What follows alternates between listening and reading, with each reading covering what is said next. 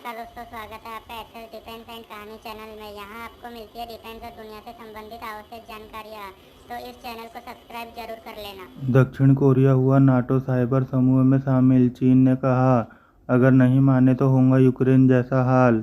दक्षिण Korea NATO के सहकारी साइबर रक्षा केंद्र CCDCOE में शामिल होने वाला पहला एशियाई देश बन गया है, जिसके बाद चीन ने दक्षिण कोरिया को धमकाते हुए कहा है कि दक्षिण कोरिया के इस रास्ते का अंत यूक्रेन जैसा हो सकता है। दक्षिण कोरिया नाटो में सहकारी साइबर रक्षा केंद्र CCDCOE में शामिल होने वाला पहला एशियाई देश है।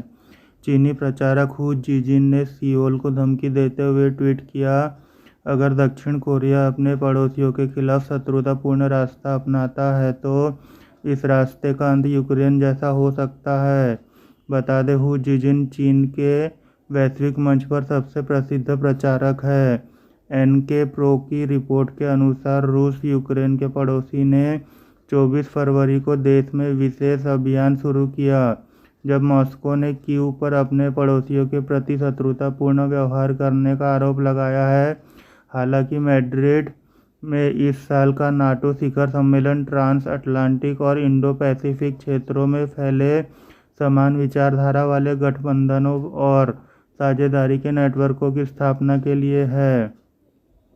NK प्रो की रिपोर्ट के मुताबिक दक्षिण कोरिया पर आक्रमण करने की धमकी देने से चीन की छवि में कोई सुधार नहीं होगा। साथ ही चीन को दक्षिण कोरिया के आक्रमण के लिए यूक्रेन के खाके का उपयोग करना मुश्किल लगता है, क्योंकि उसे सैन्य, आर्थिक और कूटनीतिक रूप से भारी कीमत चुकानी पड़ सकती है। यह स्पष्ट नहीं है कि हू चीन को सुझाव दे रहे हैं, जो पश्चिम में दक्षिण कोरिया का पड़ोसी है। अगर सियोल अंतर्राष्ट्रीय संगठनों में शामिल होता है तो वह कोरियाई प्रायद्वीप पर आक्रमण करने के लिए तैयार है। अमेरिका और उसके सहयोगियों के कड़े विरोध के बीच चीन सावधानी से चल रहा है, यह पता लगाने के लिए ताइवान पर हमला करने की स्थिति में पश्चिमी ब्लॉक कैसे प्रतिक्रिया देगा।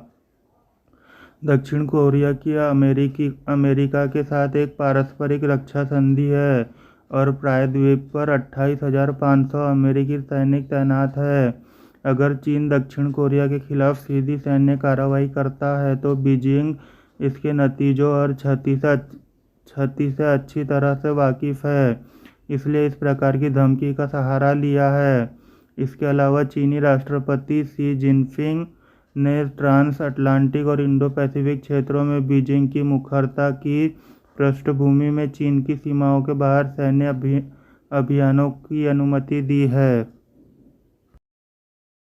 आपको यह जानकारी अच्छी लगी हो तो इस चैनल को सब्सक्राइब करना ना भूलें, ताकि इस तरह की इंटरेस्टिंग न्यूज़ पहुंचती रहे आप तक सबसे पहले। Thank you for watching this video.